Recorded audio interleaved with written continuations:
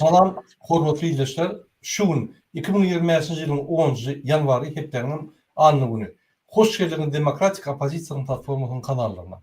Şu gün men bilen gepleşige ine Muhammed Dözi gatnaşýar. Muhammed ağa, salamu aleykum. Selamun aleyküm ve aleykümselam rada. Salam vatandaşlar. Muhammed ağa, şuňky biziň temamyň ady, gepleşigimiziň temasynyň ady 20-nji asyryň syýasy aýratynlyklary. Ýagny sizin bilişiňiz ýaly, hormatly izleyijiler, ine 2024-nji ýyla çeldi. Hasam 2022-ge çeldi. Yani Ukraina-Rossiýa uruş başlamaka dünýä, ýani dünýäniň mirwa porядок diýilýär, dünýäniň bir tertibi bir urdody. 2022-de 25 fevralda şol uruş başlanýan, 24-den 25-ne şol uruş başlanýan, şondan soň hemme zat ýükgeli. Ve 20-nji asyryň aýratynlyklary hasam güýçli ýani döwletleri täsir et başlady. Ine şu arada biz şunu gurrun ederiz. Şonuň üçin Muhammed ağa, şoňa geçmäkek men gysga bir maglumatlar öküdüm Türkmenistan boýunça we günden güni biz näme geçipdir soň temamda geçeriz. Ruhsat berdiňiz. Öyle. Ine Türkmenistandan gelen habarlara göre Türkmenistan'a atalı oğul birini öldürecek bolýar. Ogly Gurbanlyň garyndaşlary ýagny ýegenleri bilen Gulnawat öz mina baronan üstü bilen Serdar Bermuhamedow atjak bolýar. Bize näme aýdyp gelýärdik? Ine şul tohum biri bilen gyrşyp birini ýok ederler. Ýöne pikir etmeň şul birini ýok edenle Türkmenistan düzeler diýip. Hökman birini ýok etse beýleki ýani mundan beter cellat yine de rola görede Türkmenistan'ı yine falsifikasiya bilen alıp gider. Şoň üçin halk kaçanla öýüdi galyp, öz haklaryny alıp, öz konstitusiyon borçlaryny ýerine ýetirip, şoňa geçmese Türkmenistan hiç wagt düzelmez. Pikir etmeň öz-özünden hemme zat bolar, öz-özünden batly durmuş gelir, hiç wagt gelmez. Ataly oğul bizi dine ýani agyr durmuşa akıtyp durar. Gören bolsaňyz gazetler, jurnallar okan bolsaňyz hemme zat gülýär, biz bakty durmuşy giyirip otyryp, biz bagly durmuşy ýaşap otyryp, hakykatdan bolsa Türkmenistan bankrot. Şurýaly tebiğ baýlyklary bolan döwlet, şurýaly kiçi möçberde halky bolan döwlet, ine şurýaly bankrot. Konvertasiýa ýörenok, içiniň aýlygy 33 ýyldan bäri $100. Ine gapdaly Özbekistany alsak, biz Özbekistana göre bir topar potensiallarymyz bar. O diýmek näme? Halkymyz az, tebiğ baýlyklarymyz köp, girdejilimiz köp, Özbekistana görene ýöne soňky 33 ýyllyk Özbekistanyň halky gowy ýaşap 65% köpeldi. Türkmen halky köpelmedi. Şu 4 milyona galdy. Ondan meter biz ne valutamyzy hümmetin saklabildik. Ne de döwletiň awren saklabildik. Ne de biz halkyň ýa ýagdaýyny gowruşdyryp bildik. Indi ünsüyorum şu dağıtlara Özbekistan'da valutasy berk giyeceğini çalışıp bolýar. Türkmen halkı gidip şu yerde bulçuluk edýär. Şöyle $350-450 alıp bolýar. Türkmen halkı $100 alýar. Şöyle gidip bulçuluk edýär. Özbekistan ön importörden eksportör boldy. Bir topar zavodlar, fabrikler açılıp bütün dünyada inni ýani WWP'de kalıp bir eksportör boldy. Avray bütün dünyada kaldı. Yine Özbekistan haýsy netije geldi. Türkmenistan haýsy netije geldi. Daşan bitmeler yine goňşu döwlet. Bir saýyuzda bir Sowet Soýuzyna bolduk. Şu bir saýyuzda yine iki döwlet näme ötükdi. Onun diktatura. Söz ýok. Ýöne şu diktatura bolsa da halka ýaşadýar, halkyň haklaryny gorýar, halka kömekler edýär, konversasiýa saklaýar bir döwlet bar. Onun döwletiň içinde her hili organlar var. Karar çıkarış, yerini yetiriş, suwutlar, kaziýetler, ondaşyndan parlament işleýär, hemme zat edýär. Ýöne Türkmenistan gynansak da o tarafa gitmän, başga tarafa güýçli diktatura, çum diktatura gitdi. Ine hormatly vatandaşlar, gysga maglumatlar Türkmenistan boýunça men aýdaýyn. Türkmenistan'a yine haçanla TikTok yerinde egerde sizin TikTok yani size giren adamın TikTok niği 7 bilen tutarsa şol emheme bilen bagly TikTok niklardy. Ser tapmamış zatlara. Häzir TikTok'ta öňüm aýdyp geçdik. Şol blogerleri, bir topar adamları TikTok'ta belli adamlar, artistleri, belli bir yallakları, çepekçileri TikTok'a Türkmenistan boyunca diňe pozitif material koyup Türkmenistan belli etmeli, Türkmenistan'ı östürmeli. Ýagny mass mediada Türkmenistanyň gowy ýaşaşyny diňe reklama, propaganda etmeli. Diňe gowza diýip aýdyp olar mezbur etgelýärler. Olar başta Türkmenistan ine ýaşaýyş şeýle beýle zat diýip başladylar. Ýani blogerçylykdan ýarlakçylyga geçip soňunda bolsa arkadagy şöhret diýip gyýyp başladylar. Diňe şuruň edýän hereketlerinden belli şulardan blogerga geçen. Şoňa da ünsiň TikTok açanlar hemme zat gülýärli birine gülýärli ýaşaýar, ýani toýlary öküdýärler, kwartiralary öküdýärler, hemme zatlar öküdýärler. Ol ýürüýte emhemen ýani media gruppasynyň tarapyndan blogerlere batyş edip şol kartinkany bütün dünýä we türkmen halkyna daşary takyşan halka kartinkany bermek isteledi. Biz sosial apros etdik, devlete topar bilen. Bir topar vilayetler bilen, bir topar ýani şäherlerdäki adamlar bilen sosial apros etdik. Türkmenistanda ýani garyplykda näçe prosent adam ýaşaýar takminan. Orta sany näçe adam ýaşaýar we ýokary sany ýani näçe ýokary gatlykda näçe adam ýaşaýar diýip, näçe prosent adam ýaşaýar diýip biz her vilayetlerden sorap umum bir jemleýiji Türkmenistan boýunça bir statistika berdik. Türkmenistanda 40-45% adam ýani agyr ýagdaýda ýaşaýar. Olaryň maşgalatyna bir adam ýaşaýar, olum ýok. Şular günlerini zordan görýär. Şulara reformalar, şulara diktator sistemany aýyrmak has güýçli, has amatly we has ýani gerek şu zatlar. Ortak gatlyk diýende daşarykda işleyen adamlar öz ýani dogan gardaşlaryna pul ýerip şu ortak gatda saklaýarlar. Eger şol pul uratmany besetse onu 75-80% bolar, 70'den ýokary prosentde bolar adamlar agyr ýagdaýda bolar. Onda derrew bir aý galman Türkmenistanyň öldürüşleri bolar.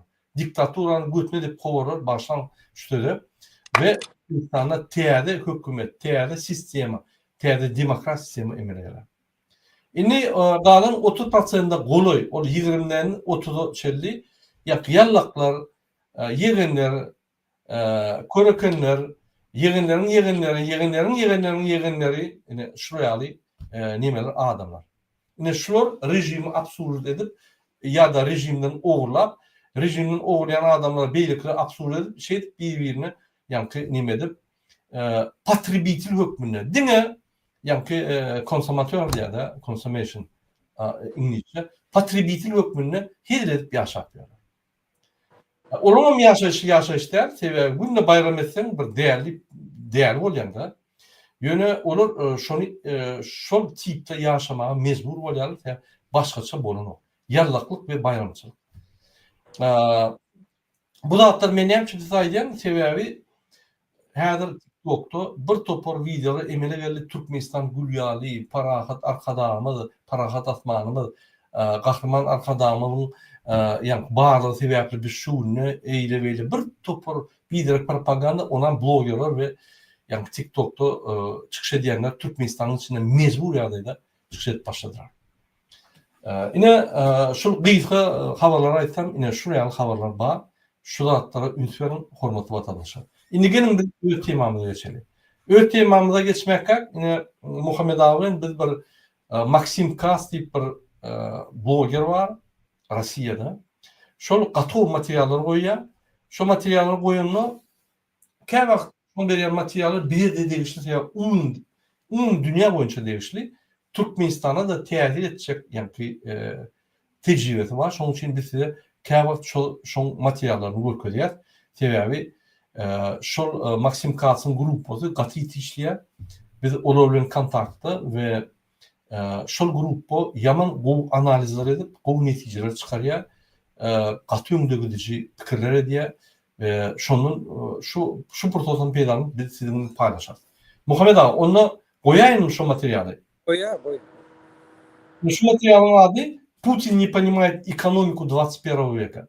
Yani kıyıs aytsak 20-nji asyrda Putin öňkü asyrlar ýaly bir ýurdy basyp alyp territoriýasyny köpelip baýajak bolýar. Ýöne şunkunne ol köýne tehnologiýalar işlenip. O diýmek näme? Haçan da sen ýurdy basyp alsaň, öňe o ýa investisiýa etmeli. O ýa investisiýa eden soň o territoriýany saklap bilmese partizanlar wa o territoriýany saklamak üçin bir 100 ýyllap gerek. Vurup öldürüp davet koyup bolýan bolsa, şunkunne şoňa investisiýa etmek. Yani pul zatratları diye, pul serişleri diye şu halkı teýärden yani Rossiya laýaly bolmak üçin yeni de pullar gerek, investisiýa gerek. Garap getip tümmek geri. Ine Armeniya Azerbayjanyň yerini aldymy? Soň Azerbayjan ýene gaýtyp aldy. Yani şol goýulan pullar hiç adam däl. Yani puçwork diye şol basywarjylyk şunkuny ýörenok. Hiç bir döwletde yani ýörenok. Ünsören bolsa soňky wagtda soňky 10 ýyl içinde bolup geçen uruşlar basyp alýar, ýani bir döwlet beýlik döwletiň territoriýasyny basyp alýar. Şoň basyp alan territoriýasy hiç wagt parahatlyk bolanok ine Abhaziýa, Osetiýa hiç parahatlyk ýokdur. Ya Donetsk, Lugansk, Krym parahatlyk ýokdur. Ýene şu territoriýa iýnaýdan Rossiýa diňe çykdyjy edip, ýani öden ýalňyşlyklaryny pulun serişdesi bilen götürüp şonu saklajak bolýar. Ola mümkin. Ine şu zatlara üns berin, ine şu tecrübem Türkmenistan näil daxily var? Türkmenistan daxily edil gönlüň sebäbi Türkmenistanyň her hökümeti köýne Sovet sistemany ulanyp Sovet Soýuzy ýaly Türkmenistan ýürütjek bolýar 20-nji asyrda ola mümkin. Benim Maksim Kasım ýani nimetini görelim we şondan Murada men bir kağıt aýdaýyn şu öňünden. Aýdyň Muhammed. Hökman. Murada wede 20-nji asyryň esasy karakteri bilen öň emperyalizm diýilýär. Emperyalizmde 19-njy 18-nji asyr şulan etmedik zatlar ýok. Bir döwürde Afrikadan öz ekonomisini ösdürjek kul getirýärdiler. Kullary getirip işletýärdiler. Soň gördüler kul bilen kul saklap sen rabswada adamlar saklap ekonomikany gallyryp bilmeýän. Gaýtam iň gowsy näme? Olara aýlyk tölemeli goý özleri ýaşasyn, öz nemetin şolluk bilen kulçuluk döwri gutordy. Soňdan başga nirde bar, neft bolsa, gaz bolsa, serýo bolsa, şu taýlaryny basyp almaklyk emperyalizmiň häsiýetini öwürli. Niren basyp alsalar, nirde strategiski serýo zat bolsa, şonu öz ellerine geçirse, şu ýurtly ösüp bilýär. Ola indi gutordy. Indi hiç bir emperyalizmi ýok. Başga ýurtlar öz golunyň aşagyny, yani eksploatasiýada saklasın. Şu atlam Angliýany gör nirede? Angliýanyň içinde. Öň ýogda dünýäň gün doğuyan tarafından ta günün batyan tarafına çeni Angliýa nemeleri vardı, koloniyalar vardı. Hemmesine şolum dinli. Sebäbi koloniýany taklamakla hiç nemesi yok. Şol için ýuwaş-ýuwaşdan teknologiýaň ösmegi bilen emperyalizmiň hem häsiýeti üýtgeýär. Ol interes pul gazanmak, interes ýurdun bäfidini, halkyň ýagdaýyny gallyrmak, nähindi ýollar bilen pul gazanmalar ýöne formasy üýtgek gelir. Şu formula hemiş öwürlük gelýär. Şol için 21-nji asyrda indi. Esasy ösüşe gerekli teknologiýa. Dünýädäki finans boy, nire pul goýup bilýän sen. En esasy gerekli parahatçylyk gerek. Nirde emniyet bolsa, parahatçylyk bolsa, sen şu taý bilen tewde edip bilýär. Dünýädäki bar standartlara boyun bolýan döwletler gerek. Sen nähili şol dünýädäki bar kanunlara boyun bolup bilsen, yani hemme döwletler hem sen ýurdun bir işläp bilýär, hem sen halkyň başga ýurtlarda işläp bilýär. Şu hemme taraply peýdaly da. Şol için 21-nji asyry häsiýetli da inni gelip bir ýurdy basyp almak gerekke. Ya bir tane öz ýurdun içinde zor bilemen taklamaklyk gerekke. Sen oňa samoupravleniýe bersen, olary şu ýurdun dolandyrşyny näçe gatnaşdyryp bilsen, ýurdun içinde sen parahatçylyk üçin etýär. Şuň sen hiç bir ýurtda sen granitsaň ýapyp sen ýurdun içinde üçin edilmeýär. Sen öz ýurduňa getirip bilmeýär. Şol için açık bolmaly. Açık boljak bolsa. Onne sen yurdun için metbuat azatlık olmalı. Adamlar ki olmanı elementarını gerekli atları için edilmeli. Şol için ağzı kovsuzluğu diye. Şunu hükmen boyun et geldi devletlere. Ağzı kovsuzluğu. Eğer bir yurdun içinde ağaçlık zat bolsa beyleki devletle yarını kömek et yani. Eğer bir yurdun içinde ağaçlık bolsa, bir yurt ağaçlık ya urs bolsa, şu yurtta hükmen bir köfeliyor. Hükmen şu yurtta gражданский urs boluyor. İmigrasiya meselesi güde çıkıyor. Neyse imigrasiya meselesi güde çıktı, beyleki devletle kovsuzluğu birinci orçurtta bozuluyor. Eğer bir yurdun içinde neyse halkı kısıp taklasalar, halkı köseseler, şol çağda fundamentalizm ötüyor. Nerede fundamentalizm ötse, yani kovsuzluk şu regionu bozuluyor. Şol için şu dünya gerekler. Kovsuzluğu için etmek, dünyada adam hukukları deklarasyonu doğru yerine getirmek, ağaçlık kovsuzluğu gerek, abi kovsuzluğu bile için etmeli. Dünyada dolandırıcı olan dünyadaki bazı düzgünlere boyun molyan devletler. İnni başka devleti gelip seriyor için basıp almak hiç haceti yok. Şu an Türkmenistan neftinin gazını satmağa yer tapana. Hem de kişi alacak şunu. Eğer Türkmenistan o devlet olsa, Türkmenistan basıp alıp gazın neftini alıp gelmek hiç meşe gereği yok. Satıyor. Şu için teknolojiye satıyor. İstisyon koyan şuna zatlarda övler gelip satıyor. Şu yurdun en peydasına beyleki devletler peydasına. Şu için şu vadi eğer doğru düşünsen, ondan dünyadaki var köşkleri 19. asırın siyasetlerinin analiz etkilerden nemesini dudağına düşüyor. Mesela Amerikalılar neft için Irak'a çözdü. Yok, Irak'ın 1 litre benzinden neftine Amerika alana. Kayıtım ortalarıyla İranlı alıyordu. Ya Suriye'de Amerika'nın interesi var. Ne mi interesi var? Amerika şu tadan hiç gereği yok. Eğer gerek dadı ne mi? Şu tada kovsuzluk için edilse Suriye devlet, demokratik devlet oldu. Özleri neftin gazını getirip de Avrupa veriyor. Şol için bula neft için, Suriye için bir yurda çözülene. Şol sebepten bir toplum devletle şun kun öz pastuplarını, agresiyalarını abasnavad edecek olup Amerikalıları yazaplı günahları görketecek. Onu öz interesi yani. O olan interesi var. Olan interesi şun kun hatta. Dünyada kovsuzluk üstün edilmekte. Dünyadaki bar düzlere boyun olmakla devletle her devletin içinde adam deklarasyası doğru yerine getirmekte metbuat adatlığı bolmakla ağlık kovsuzluk için edilmekte. Bundan her kul bütün dünyadaki yaşayan adamların interesiyle kabat geliyor. Şol için biz Amerikan'ı onu kovup, ona aşık olup ya onun agenti olup olan siyasetlerin tarafında durmak gerekir. Bizim interesimiz şu anda. Şol için şunun bir il ver aydık geliyor. Maxim Katz şunu edip hem mezar abatnamat edip düşündürüp oturuyor. Şol için ben yani vatandaşlarıma şu Maxim Katz'ın şu peridaşın doğru ünsülerin tabi biz göz yetireyli. Bolmayan da yok. Hemen diktatörlerin indi dünyada vakti oturdu. Sebebi dünya öge gidibilmeye eğer bir yurt yapık olsa, eğer bir yurdun içinde halk kösente, eğer bir yurdun içinde metbuat alat olmasa, eğer bir diktatör öz halkın kösese dünya şöyle kovkar. Şol için dünya onları tercih edilmeye. Hadirki dünyadaki bolup duran üyt köşkle de siyasi. Hemmesi gelip çıkan yer şunlar. Şol için bizim halkımız şuna neyse çalp düşünse, çalp göz getirse, öz yurdundaki tala oturan adamlar dinmaktan burada da yetimiyor. Dünyada şu bile. Şunu ayırmakla hiç korku yok. Şunu kollab oturanamıyor.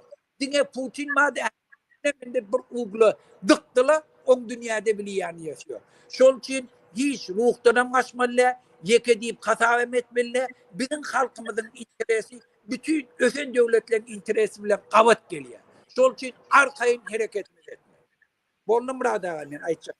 Bolya sağ olun.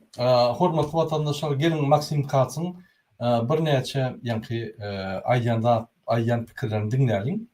Ve biz şu zatları Türkmenistan ne tehiri var, ne Türkmenistan'ın değişli yerlerini alıp analiz edelim. Bize de bu şu malumatlar. Если тормозит YouTube, по ссылке в описании мы собрали способы, как ускорить. Я тут на канале все время говорю, что война, которую затеял Путин, безумная, бессмысленная и ужасно глупая. И, конечно, я в первую очередь имею в виду потерю огромного количества человеческих жизней, разрушенные города, семьи и судьбы. Но мне иногда возражают. Мол, мир суров, побеждает в нем сильный, и ты со своей либеральной мягкотелостью не понимаешь, что в конце этого тяжелого пути нас, в смысле Россию, ждет вознаграждение. Если мы победим, то получим нечто, что будет как минимум сопоставимо, а то и в разы превзойдет потери, понесенные Россией на этой войне. Мы захватим новые территории, прирастем населением, нас будут уважать другие страны, и мы поменяем миропорядок и станем жить лучше прежнего.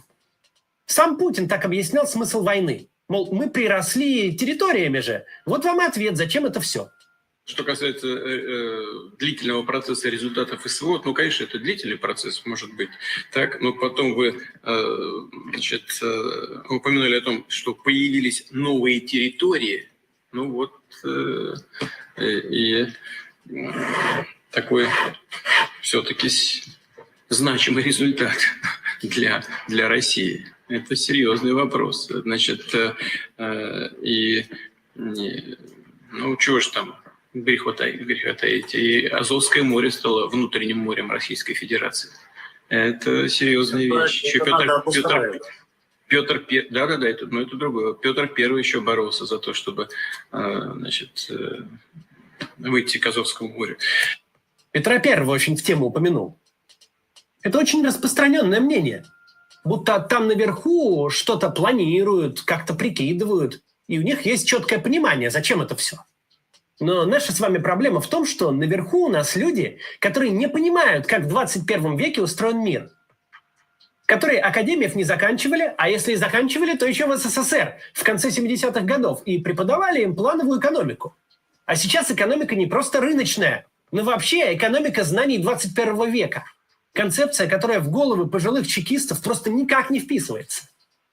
Давайте сегодня разберемся, как работает современный мир.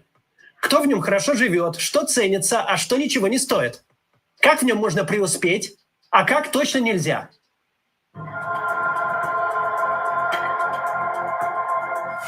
Помимо прочих гипотез относительно природы великого снижения преступности по всему миру, есть также предположение, что многие классические виды преступлений, которые были с человечеством всю историю, утратили смысл.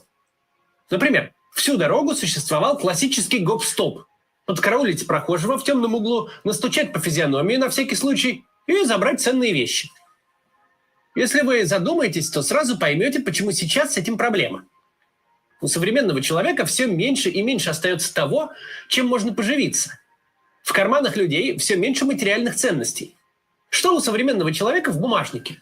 Пропуск на работу, водительское удостоверение, пара банковских карточек и в лучшем случае несколько тысяч рублей на мелкие расходы. Если раньше злоумышленник видел жирного гуся, какого-то очень хорошо одетого человека, то он почти наверняка мог обнаружить у того кошелек с котлетой наличных. Сейчас все наши материальные активы существуют внутри телефонов. В телефоне может быть целое состояние, прямой доступ к счетам и биржам на миллионы долларов.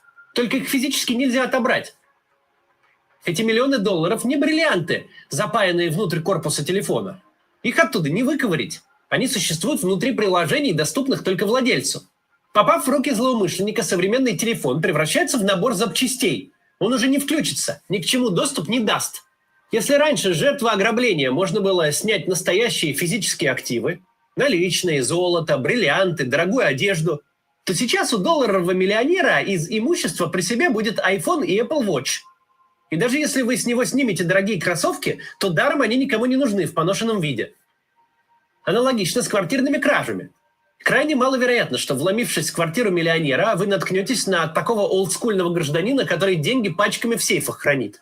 Скорее всего, денег в квартире миллионера будет не больше, чем у школьной учительницы. Курьеру дать чаевых. Современное богатство не сундуки с наличными, золотом, чеками на предъявителя, Не антиквариат и ювелирка, которые можно взять в руки и отнести в ломбард, чем быстро окупить свое преступление. Современное богатство – это чисто абстракция. Какие-то циферки в базах данных на далеких серверах, где они превращаются из биткоинов в доллары, из долларов в акции, из акций в какую-то инвестиционную недвижимость, которую владелец никогда не увидит. Именно потому, что материальные ценности перестали быть физическими, преступность стала перетекать из разного рода грабежей к разному роду мошенничеству. Потому что единственный способ завладеть активами, которые по определению не могут быть унесены в руках, это убедить владельца отдать их по собственной воле. Так теперь устроен весь мир. Стало очень сложно и чаще невозможно что-то захватить силой. Это касается не только повседневной жизни, но и отношений между государствами. Раньше, когда войны были осмысленным коммерческим предприятием, все работало проще пареной репы.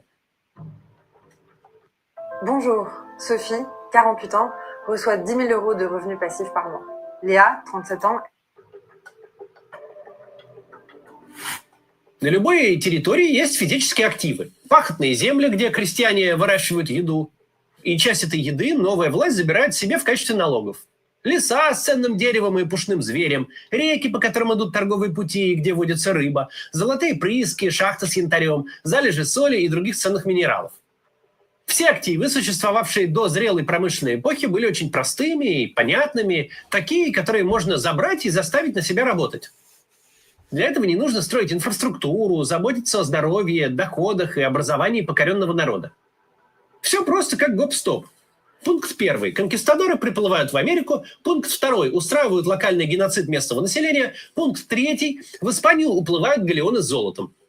Потом вы берете часть этого золота, немножко платите африканским вождям, покупаете у них соплеменников, обращаете их в рабов, поплотнее набиваете в корабли и вывозите в ту же Америку, чтобы крафтить всякие ценные ресурсы колониальной эпохи.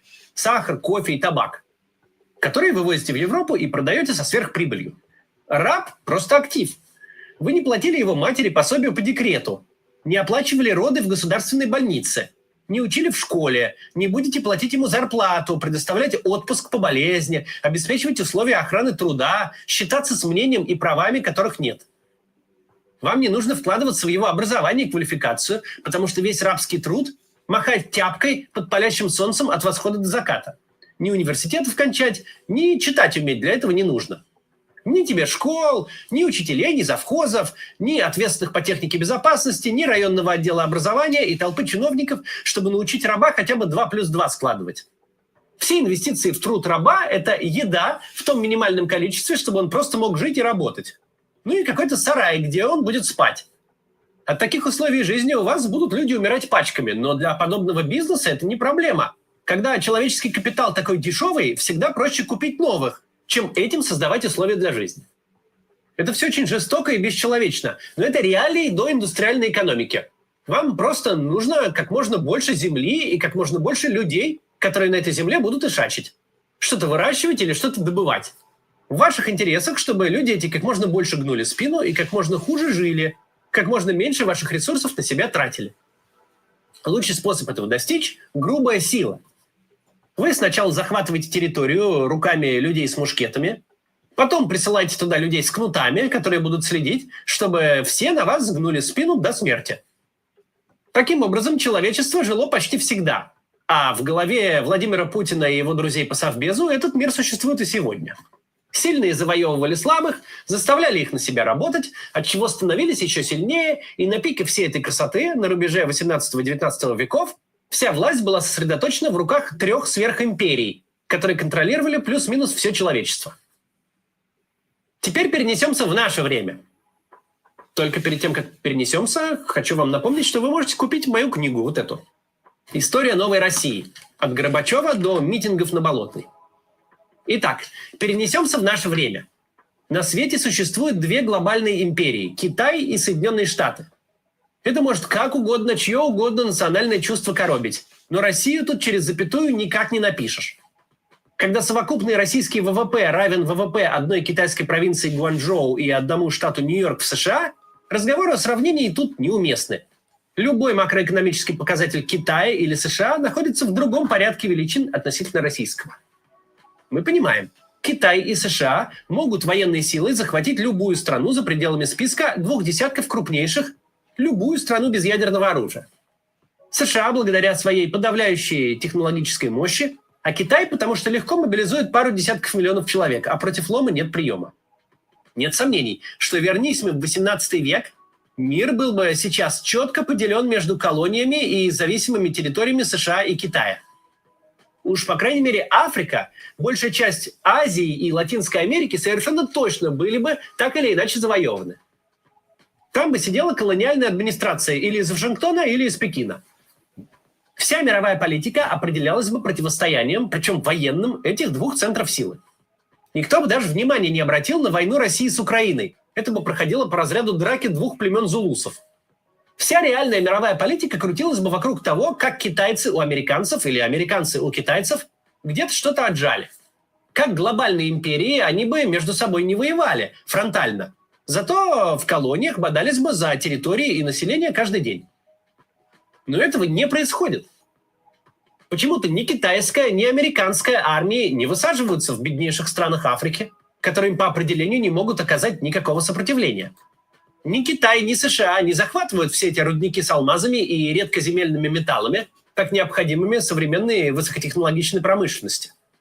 Почему-то китайцы с американцами послушно обогащают ближневосточных шейхов, сидящих на залежах нефти, хотя в любую другую эпоху человечества весь Аравийский полуостров был бы разорван пополам, и все эти принцы, шейхи и эмиры служили бы декорацией при американских и китайских наместниках. Не могло такого быть раньше. Yine bizim vatandaşımız haşiyeti mırada osçu düşünmeyenken şunun için özün ayday qalandı. Hurmatlı izleyiciler, yine men şu videonun aşağına Maxim Katz'ın videosunu doğruluyorum. Şöyle seyirdiler. Yine men evde ruhsat bersanız gıyıska düşünürün, o zaman Muhammed Ağa'da koştum. Murada, yine koysana gayret etti. Böyle. Şol Polşan nimetini çelbe koyayım. Что ты такой красивый, тут сидишь практически на мешке золота, на каком-то очень ценном ресурсе, и никто не пытается у тебя его отобрать. Чувствовать себя относительно спокойно в былые времена можно было только в 3 случаях. Либо ты сам большой и сильный, покоряешь всех остальных, либо у тебя надежная крыша в лице большого и сильного, либо ты маленький и слабый, но сидишь где-нибудь на крайнем севере, в горах, а из ресурсов у тебя только камни и заморозки. Завоевывать себе дороже. Но почему-то никаких завоеваний сейчас не происходит. Почему-то американцы и китайцы скупают по всему миру ресурсы и платят за них столько денег, за сколько их готовы продавать. Инвестируют в зарубежные активы, скупают предприятия, где-то оказывают политическое давление за счет подавляющей экономической мощи. Какие-то небольшие страны настолько зависимы от китайских или американских денег, что их можно назвать квазиколониями. Но никакого вторжения и никакого ограбления чужих ресурсов не происходит. И так не потому, что 200 лет назад миром правили варвары, которым лишь бы заставить соседа на себя ишачить, а сейчас у власти какое-то другое разумное и гуманистическое поколение. А потому что сейчас есть гораздо более эффективные, причем в чисто экономическом смысле, способы заставить людей на себя работать. Так, чтобы не приходилось их бить кнутами и рвать им ноздри, а так, чтобы им нравилось, и они еще добавки просили.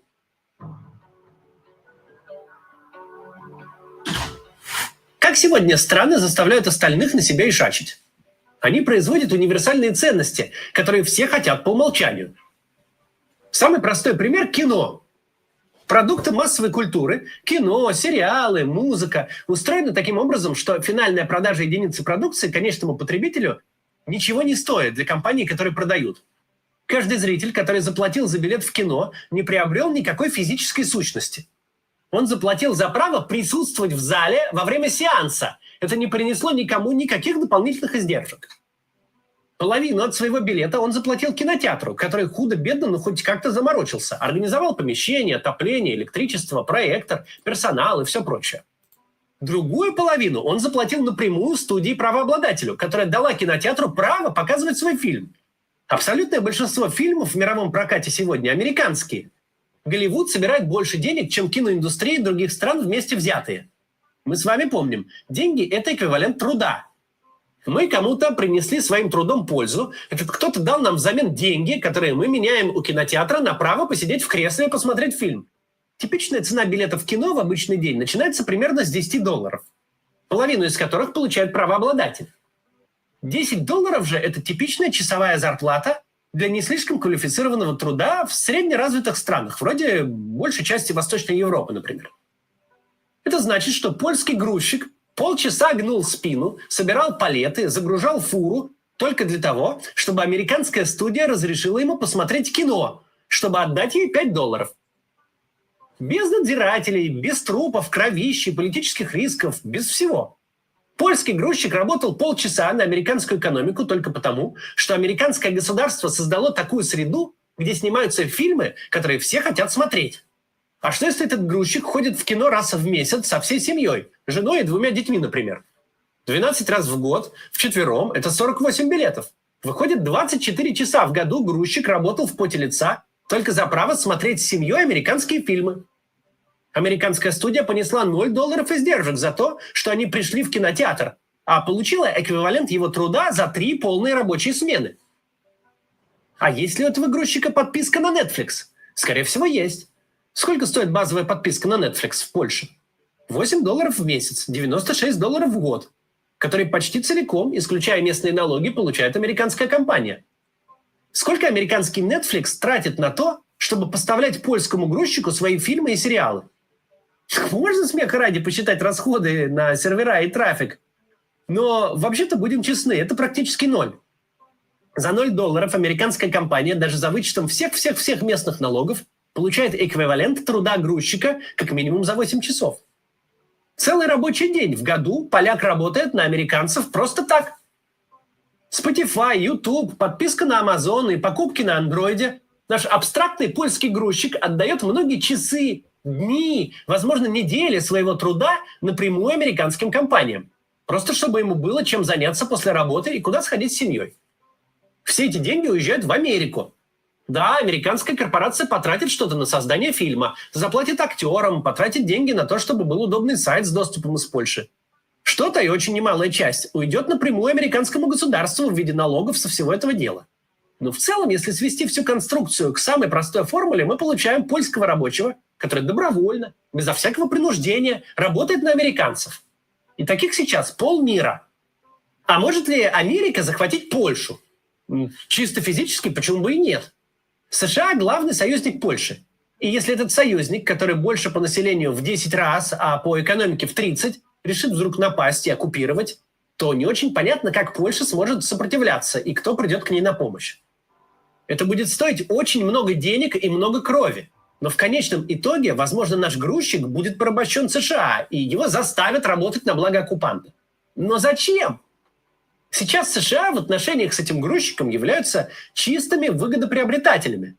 Они его не учат, не лечат, не сторожат ему общественную безопасность, не строят ему общественный транспорт, он у них не бунтует, не протестует, с ним нет никаких политических проблем, не голосует в конце концов.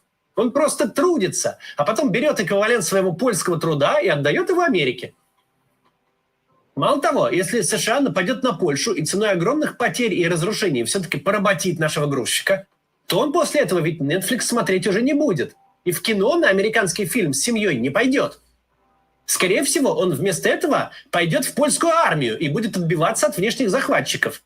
Будет либо убит, и тогда точно никакого билета в кино больше не купит, либо попадет в плен, и там его нужно будет кормить и содержать, вместо того, чтобы получать его деньги за походы в кино с семьей. Либо грузчик этот выживет и будет Америку ненавидеть. Не то, что на американский фильм, он английский язык-то постарается забыть и детям своим, и внукам передаст, что от американцев, которые напали на Польшу и разрушили его жизнь, стоит держаться подальше, а по возможности лучше им вредить. При этом американцам придется содержать в Польше большой военный контингент, администрацию, организовывать как-то там жизнь при искренней ненависти местного населения. То есть вместо чистой прибыли человека, который добровольно и с удовольствием работает на американскую экономику, с помощью военной интервенции можно получить очень мотивированного врага, который теперь еще и требует содержания. Это и есть экономика 21 века, которую Путин и его окружение не понимают. В 21 веке мир так устроен, что добиться силой в нем вообще ничего нельзя. Зато прекрасно можно сильно себе навредить.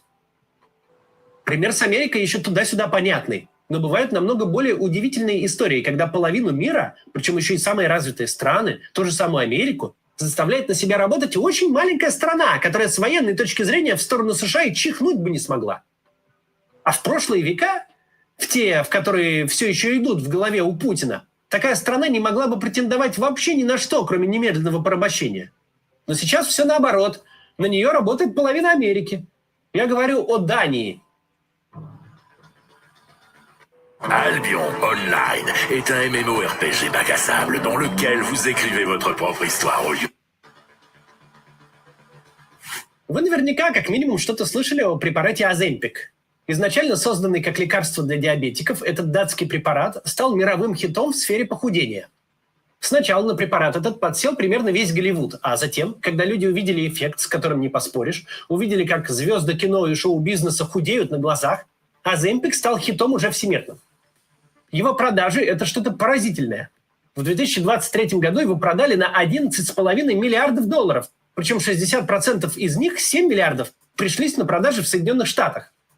Прогноз до 2029 года – рост продаж до 18,5 миллиардов.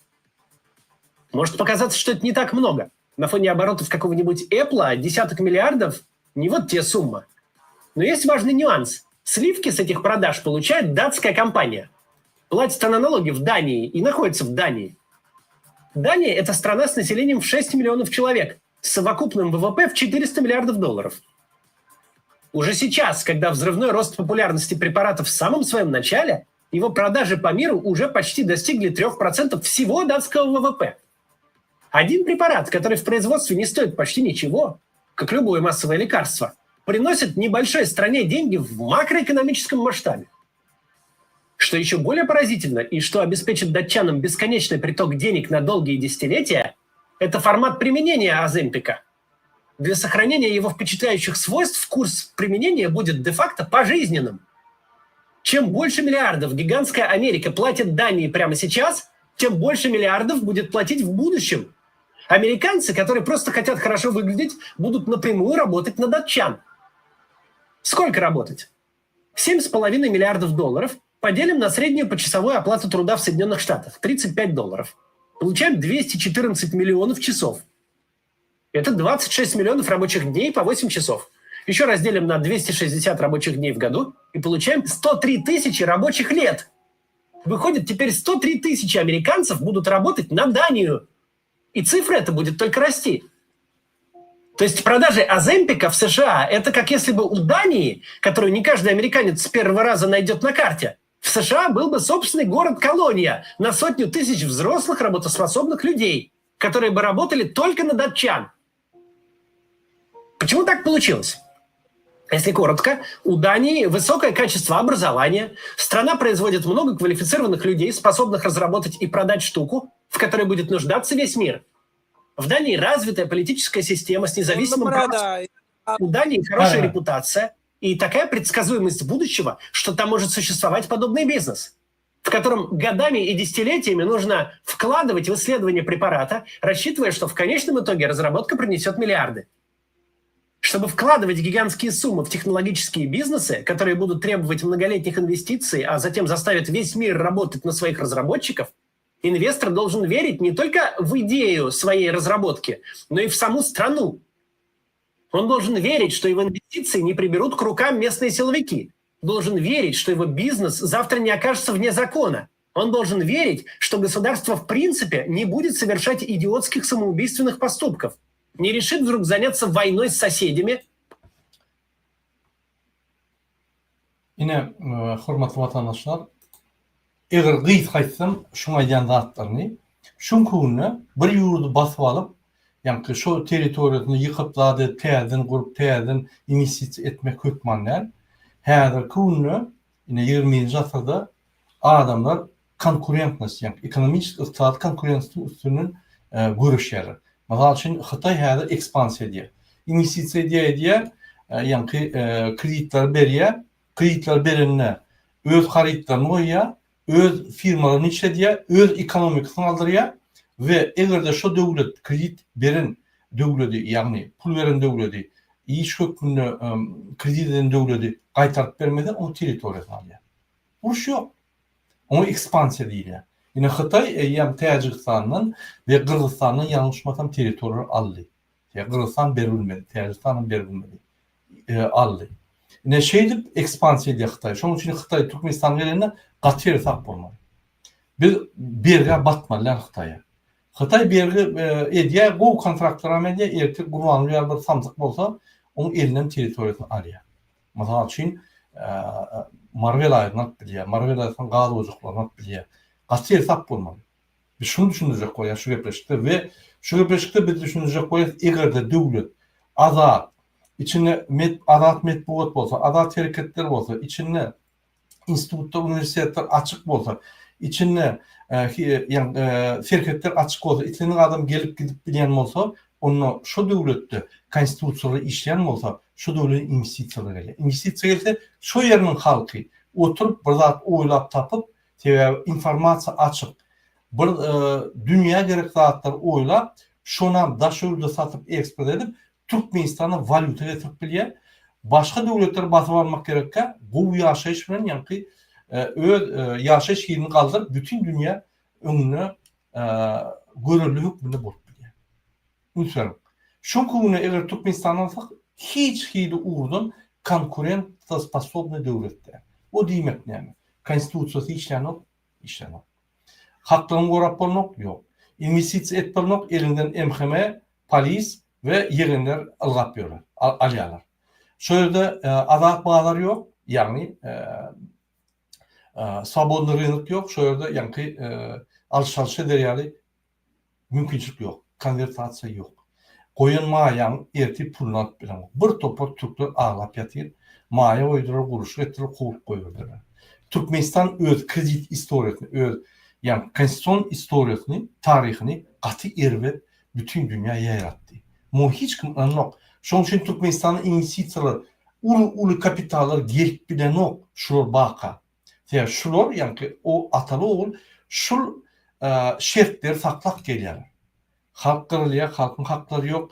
Halkın yani emleri ösen yok. Dine maşin cay bol, onun metre geçiren yok. Arada bir traktör zavoduna açıptır. Küçük mini zavodunu. Şu yerde küçük mini zavodda Moskvic'in Karlovka'nı koyuptur, ondan koyuptur da işleri başlattır olun. Eyyem şunu yaptıracak koyarı. Yerinden bir yer alacak koyarı. Eyyem. Oho, şurayalıkları tapıp, şurayalıkları yani içinde satıp yuvaş modernizasyon edip, bu yani dünya müçverine, dünya hiyili traktörcükler yatıp, bütün dünya satıp başlayıp valuta edip biliyorlar. Yine Türkmenistan'ın valutanın kıymetini şu adamlar saklap biliyor. Kurbanı saklap bilen yok. TV kanallarını satılanı saklap bilen yok. Yani şu vurgu. Ben diyecek olan adam, Türkmenistan'ın geleceği yok. Türkmenistan ne konkurentоспособный. Bizim yolbaşlarımız atalı oğul ne konkurentоспособный. O blogerleri ayıttırıp oğudan TikTok'ta suratları koyup yalanlayıp bütün dünyanın ağlayıp ya da Türkmenistan'la propaganda yürüdüp devlet bağı, hükümeti işleye zat görkülüp bütün dünyanın ağlayalar. Bir topar adam yandı, bir topar biznesmenler yandı, bir topar devletler görüp dur içinde pasollar otur, içinde analitik yani adamlar otur, analiz eden adamlar. Onu görüp dur o zatları. Onu anlap olmuyor. Yine şunun için bir de anlap oluyor. Bir yurdun daşına yani içinden informasyon almadan alınıp oluyor yöne bütün dünyanın anlap olmuyor. Bir adam $1 investisiya çek, o bağırlayan hemen abi. Onun bağırlayan. Котировкалар ya. Yani bir topara Türkmenistan boyunca zaklучениялар seydiye, OON, Human Rights Watch, beydeki seydiye, o yerde kanunlar yok, haklar yok, olatlar yok, bulatlar yok, bulayı takılır, o yerden pulun oysan, alımı bilmeyen deyip, önkü bar zaman bitirini eden oklar. Şunun için biz açık devlet kurmalı, açık diyelim ne mi? Şirketler açık. İçinde adat hareketler, adat medya, isteyen biznes yönet, kayıtip hükümet biznes yönetim kömek etmeli. Kreditler vermeli. Sen salıtlardan ayırmalı bir ne açıl, sen ayağı al insan. Adamlar potro çıkarıp şöyle isteyen dağını üstürmeli. Hükümetler zakat alayan pahtaya beylik. Valutada hükümet görüldü. Giyici onu yatman öğüler paktan getiriyor. Şu yali argatnaşıklar olmalı. Adat argatnaşıklar. Yönü yukarıdan hekime buyurup, hekime kısıp, hekime urup, söğüp, yencip, onam ılgap, kalkoşur, poturçur, yencip, söğüp, gıyırıp, onam basıp alıp, onun yankı meyvelerini, onun haritlerini, onun o kovuçosunu basıp alıp da edip, şeydi katnaşıklar ters vuruyor. Ters vuruyorsun sebebi, şu iki adam, atalı oğul, Daştörnaki adamlar Türkmenistan'ı 70-80 yılın siyaseti boyunca bulunduruyor. İktisadi siyaseti, yani siyaset, köyünün siyaset men bulunduruyor. Ol şunun işlen o. Ne mi diyeyim? Ol aftaban, Germanya'nın aftabanına, bütün dünyanın aftabanlarına sen köyüne 50. yılın maşini Türk'ü o yerde minimal skoru 90 kilometre. Ondan az sürsen seni gayet saklayan az sürüyen. Sen yani provoke ediyen, sen neme ediyen, neyem oldu deyip seni ayrıyalı şöyle. Ya da sana yürütü sapravajdenye bilen sen neme alıp barıyalar bir gedek olsa sen avariya düşmedi yani. Şey mi? Yine ben Germanya'nın avtobanına 160-170'den gidiyen 250'den uçup geçeceğim maçın. Yani iz kaynat ediyen görünen o. Yok. Edil 10 sekund olmaka okya atıp gidiyor. Şu yani şu avtobanlar yani dünyanın konkurensiyadan şeyle. Günne teyadat çıkıyandır. Günne teyadat olmuş geliyendir. Yine mesela Çin Türkmenistan diyelim Fransa'da herdir IA, iskусственный интеллект gitti. Inanın biz hat yanamda o hey. Kompüter diktava edilen öyle yani. Chat GPT'da eyyam revolüsyon nemede yani onun beylikleri bu üçlü. Hem de daha bir yani IA'nın üstüne ne diyor? Herdir videoları yatıyaz reklamlı yani yemeğler, paylayan reklamları diye bir topar dağıtları öyle diye. Sen şu oduna pul veriyen yani raspisan araştırın şu odunda hem operasyonu var şunu AI öyle alıp öyle abrabolka grafikler veriyor. Sen dine seyretmeli komanda vermeli. Avrupa revolüsyon inklusyon intelekte geçikti. Biz ne yapacağız Türkmenistan'la? Karşılığın 30 yıllığına biz produktu bilen halkı üçün etmeli. Şol produktan iyinden ılgap, yani hükümet produktunu halka berbilen ok, yani doğru meçhörde valutan saklap bilen ok, çağrıları geçiyor, uğudan çağrıları biz ötüye sadece. Yine ötüştü Avrupa'da seyirden. İskусственный intelekt. Türkmenistan'da bağımmış o. Adam yok öyle. İskусственный intelekt. Ne ama Türkmenistan'da hayır teknoloji var, искусственный intelekt. Google'da bir planda var, искусственный intelekt. Yine şuraya Türkmenistan katı İtalya ve Afrika devletleri yani ne diye? Afrika devletleri mesela. Onun internet var, hem de hatta искусственный intelekt var. Afrika milli işleyen adamlar Afrika diyorlar. Afrika adamları. Şu yerde yani ötüşler gitti. Afrika devleti ötüp başladı. Türkmenistan şu Sovyet Soyuzu'nun en son yani devleti onun Sovyet Soyuzu bulunmasa da kovu yaşadık. Yukarırak boğduk. Sovyet Soyuzu yıkıldı boyun her vapşe yani sonku devlet olup kaldık. Anladın? Yine şunu yankı videoda Maxim Max kaç aytacak oluyor. Her bir yurt basıp almak gerek. Bir yurtta bir kovu üstün zat çıktı. Kino olsun, iPhone olsun, ya yeni bir zat olsun. Şu zat, şu devlette var ya, mesela Çin, Polşa, Hollywood film var ya, bir işçi, bir Hollywood kinosunu görmek için yarım saatini yani işlep, şunu tölemeli oluyor ve şu pul Amerika öz var ya. Amerika bilen şu işçinin argatnaşığı, yani iktisadi argatnaşığı için Amerika uçuyor. Şunun için Amerika basıp almak gerek. Gayti basıp alman, şu devlette azatlık olup yani yürüse, Amerika şu azatlık diyen sistema dirişli bir topor haritler öndürüyor. iPhone dedi, Tesla'nın yani telefonlar dedi, yürütü telefonlar var. Herdir operatör Amerika, alternatör Amerika. Günün Tesla'nın yani Sputnik'larına bağlanıyor da internet nimeti güçlü. 200 megabit. 400-600 megabit'e içeri gidiyor. Türkmenistan oraya internetim yok. Bu yani siz şunu alıp Türkmenistan'ı ulaşsanız siz Amerikan iqtisadiyetine pulunuzu koyuyorsunuz, mayağını koyuyorsunuz. Her ayda төлeseniz siz Tesla kampanyasına her ay pulunuzu töleýäňiz. $50 ayına internet için töleýän bolsam, sen diýmek Türkmenistan'a yarım ayını şol Amerikan kampanya işleýär. Näçe Türkmenistan'da bir zat öndürüp bolanyk, ona bir ýurtlara satyp şol ýurdun adamlary bizim haritlaryny almak üçin öz ýurduna işler aylıklaryny bize geçirenler ayda bir näçe gün Türkmenistan'da işlemeli. Näçe biz şunu edilmeliyiz? Biz şunu edilmez. Türkmenistan'da mümkin näl azat fikir yok, azat oýlanyş, azat ýa-da hereketler yok.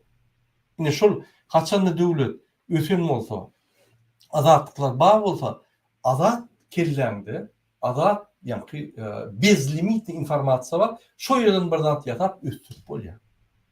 Bir tehnologiýany ýa ýeni ordan. Häzir Türkmenistan gaty ýa Ýewropa ýa-da uçup gidýär 2025-de. Diňe Ýewropada beýlik döwletler. Bizde internet yok. Anel institusyonyň internet bolanjak, senin internet yok. Bir topar saytlar yapıp. Näçe üstçüp öldürem iki atalogul gurlya san tehnologiýasy biz üstürmeli san tehnologiýany oho san tehnologiýany blokir edýän özüň sen gurban boly. Samsak sen özüň Türkmenistany baglap bokurdugynyň ýa daň taklap dursun hiç ýere gitmedi ýaly. Öňütmedi ýaly. Özüňe ýüreg bilen o. Türkmenistandan ýa-da itini saklaýyşyň ýaly saklap dursun ötdüren o. Ne halkyny, ne bilimleri, ne Türkmenistan iqtisadiyetini, ne konvertasiýany saklap bilýän. Başar bilen doga Türkmenistan. 33 ýylda konvertasiýa ýok Türkmenistanda. Masraçylyk däl, ine senin hakyky rezultat. Ne biz şunu düşündürjek bolýar. Maksim Kaz gowy ýa-da bir mysal bolup gözdi. Men şol uruny köp pikir edýärdim. Ne gowy mysalyň üstüne görkezdi. Biz intek şuraya misallar köp gelir. Bize de misallarımız köp. Yönü umumy bir düşünmeli da biz ösüp bilmez şunu aýrmasak. Biz näme etsem, sen Türkmenistan'da bir jaýal, super maşina, hemme adamy çağın üstüne. Sen Türkmenistan'da egerde başlan. Egerde Türkmenistan'da bilim alıp ösen bolsaň, çağın gelecekde sençe de bilim alıp bilmeýär. Значит, ösmeýär. Значит, biz patribitil bolup galar. Patribitil diýmek näme? Diňe ýa-da ulanyjy. Tehnologiýa gelýär, biz satyn alyp ulanýar. Satyn almak üçin pul gerek. Diýmek biz işläp, mysal üçin bir iPhone işlemek üçin Türkmenistanda bir ýyl boly adam işlemeli bolýar. Bir ýyl aýlygyny işläp iPhone almaly. Diýmek sen bir ýyl işläp Amerika bir ýyllap pul ýaly işlemeli bolýar. Şoň iPhone alacak bolsa. $400-350 ýa-da Tesla'nın her telefon çykýar. İnternetde boljak bolsam $350 alacak bolsam 3,5 aýyny işlemeli bolýar. Amerikan kampaniýasyna, Amerikan döwletine salyklary bermeli bolýar. Ondan her aýda $50 alacak bolsam ýarym aýlygyny her aý tölemeli bolýar. Ine şunu düşünjek bolduk da biz bir ösen döwletleriň gulçuluk döwleti bolar. Sırýy bazasy bolar. Bol ýa-da bol otursam bizde hiç tat çykan ok. Elementarny gazyň şondan kukurt ýa-da açyska diýer. Açyk kukurt diýer. Beýlik döwletleriň gazyny, mysal üçin Rossiýanyň gazyny bir topar goşmaça önler alýar. Polipropilen, plastik, ol diýdi, kukurt diýdi, bir topar zatlar alýar. Ondan arasda gaz satýar. Biz şonu edilmemiz olar. Şoň üçin arkada gahrmanka nämen gahrmany? Türkmenistan gawra sokdy. Şoň gahrmany. Kim ol? Gahrman kada gahrman. Indi men size başga bir materiallar okuýarym. Vatandaşlar.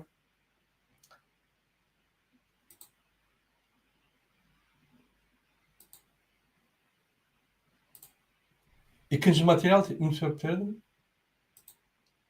Yani Putin'e näme ekspertler näme söýedýär? Näme zaguçyny bolýar? Putin turdan uruşy, diňe Siriýada däl, Ukrainada, Siriýada turdan uruşuna. Ine şo basyp almak bilen Putin öz döwletini nirä getirdi. Näme imijini galdyrdymy ýa-da peseltdimi? Bütün dünyada öz imijini kaldırdım, pethettim. Bütün dünyada Rusya'nı kaldırdım, pethettim. Gelin seriden özünüz.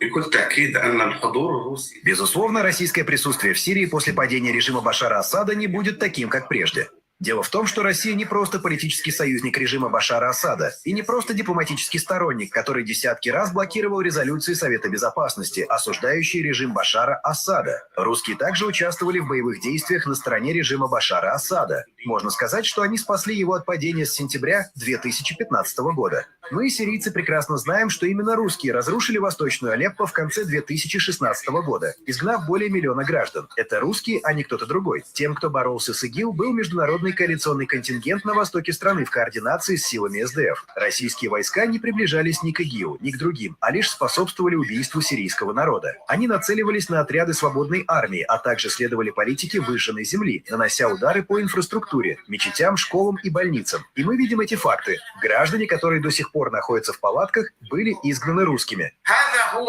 ما جناه الروس على الشعب السوري. İndik videonu görelim.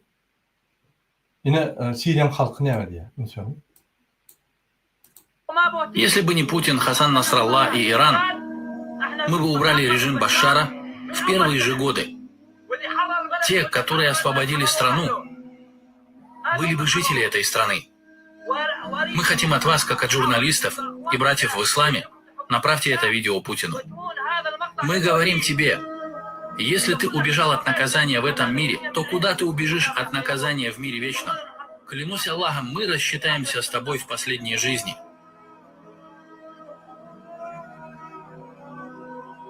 Там мы возьмем, иншаллах, наше право с тебя, о Путин. Мы мирные жители. Вы насиловали женщин. Зачем? Убивали людей. Зачем? Разрушали дома.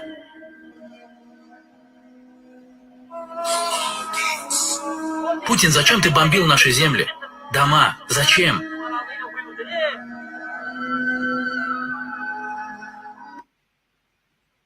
İndik videonu seyredelim. Şol yankı aydırışı. Bir döwlede barıp ine Siriýany bombard etdi, Donetsk, Lugansk, Krym, o ýerde uruş edýär Ukraina bilen. Netije hiç değil. Gaýtyp çöktü Rossiýa. Sansa düştü, çöktü. Sansa düşmedik bolsa da näçe 136-150 milyar dolar aýna uruşa, diňe Ukraina uruşuna gidiyor.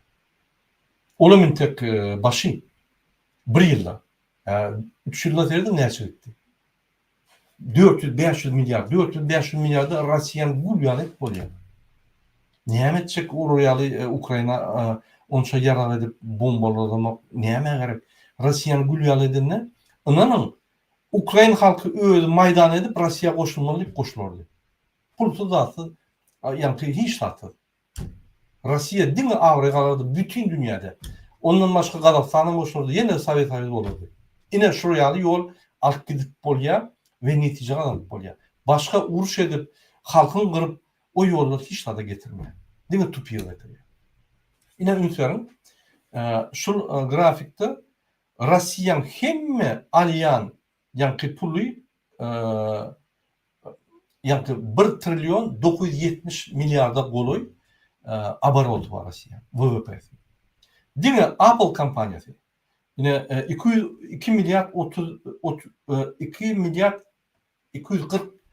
trilyon 240 milyar ýa-ni kompaniýanyň bahasy var. Diňe bir kompaniýa Amerikada bütün Rossiýanyň WWP'sinden ýokary. Ine maglumatlar şu ýerde has dogry var. Стоимость Apple превысила ВВП России более 2 триллионов. Сегодня рыночная капитализация Apple на бирже NASDAQ превысила 2 триллиона долларов.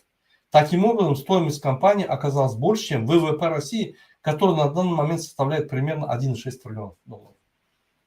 Биржа компания Amerikan Rossiýanyň bütün pullarından ýokary. O demek näme? Demek Amerika siýasaty dograp barýar. Iqtisad siýasatyny dograp barýar. Uruşsuz ýemkid otyr hemme. Uruşsuz hemme döwletleriň ýa-ni adamlaryň döwletleri özüne pulunu töledýär. Şu Amerika işletmeli diye. İstendik döwletiň nimetine barmy? Hökümetine. içinde ekranlar Apple, notebooklar, Apple telefonlar, Apple var. İstedik devletde. Demek devletin öden pul veriyor Amerika. Halkı iPhone'lar alıyor, iPad'lar alıyor, tabletler alıyor yürütüyor. Demek halkın tölüyor Amerika. Ne şeylik uçtu yeniye. Bu akıllılık değil ya, bu yani zehinlik değil ya. Bir mecbur eden o Amerika senin iPhone almalı. Yok. Seni öyle var ya. Ne yapacak? Teknolojisi o. Odan sonra yani operatifini köp zatları ediyor, köp operatör ediyor. Yani içinin programmaları koyuyor. Bir topar zatlar koyuyor mu ya? Ya da senin Samsung, Koreyan telefonları. Biz Koreyan telefonlarından ya biz Koreyan ıksadı. Ne pul getiriyoruz? Biz özümüz işler. Yani bir telefon yine ben aldım. Şu telefonu ne çaldım? Şu telefon. Hadi bakayım. Yine Samsung. Обычный Samsung. Son 1460 mı 1600 dolar. Bir aylık. Demek bir ay. Eğer men işler olmasam, bir ay men işler, men aylım, şol Samsung çıkaran kampanya giderdi. Demek, men şöyle işler Fransa'da, men aylım, men finansiyo dediğim yani Koreyan kampanya.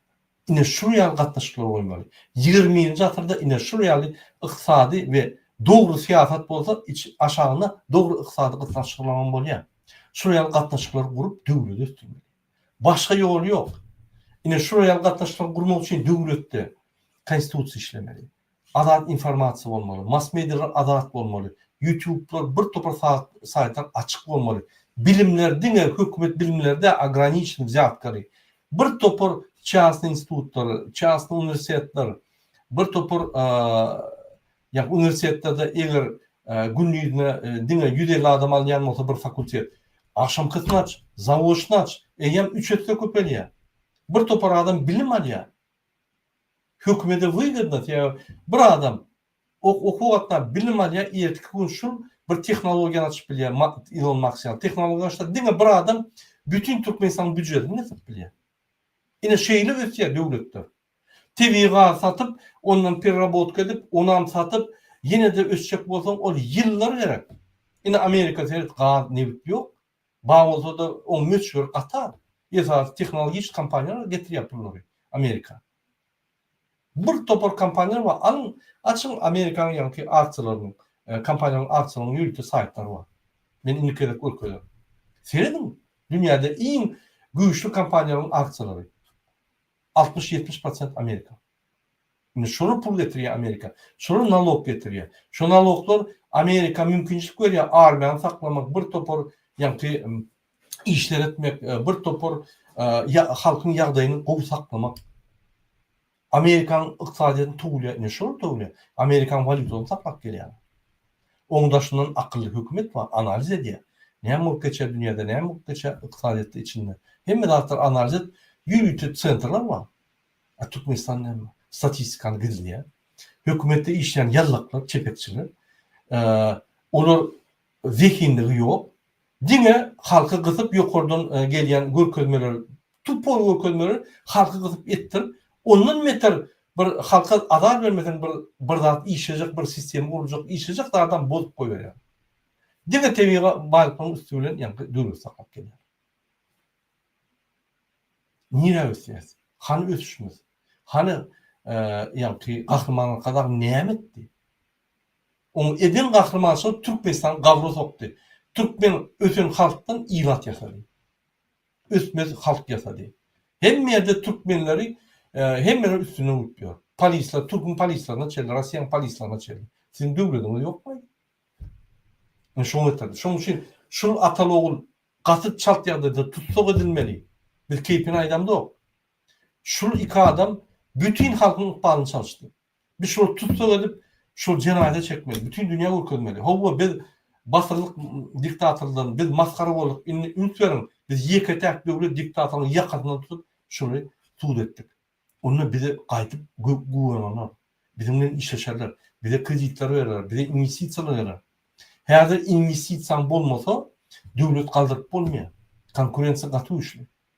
Seydin Fransa näçe investisiýa gelýär. Seydin Amerika näçe investisiýa gelýär.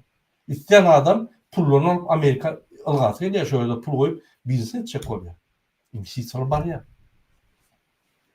Ine şu urda gitmeli biz. Ine ýene bir material göreýin, dowamly göreýin materialy. Ünsüyorum. Ine Rossiýada halk düşünüp başlady, halk şol Putinin şu ýaly köni asyrdaky siýasatyna näme jogap berýär? Ünsüyorum.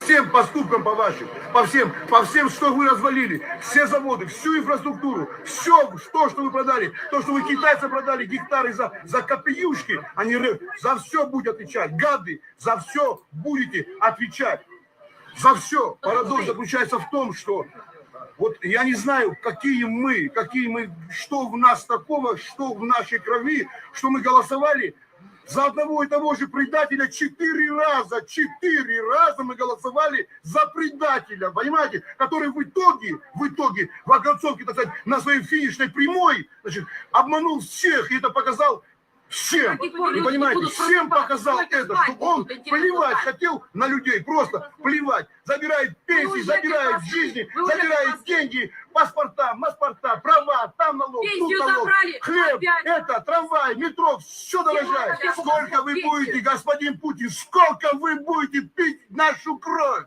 Сколько, твари ненасытные? Ine şu ýaly halkyň reaksiýasy. Ine başga bir ýere dedim.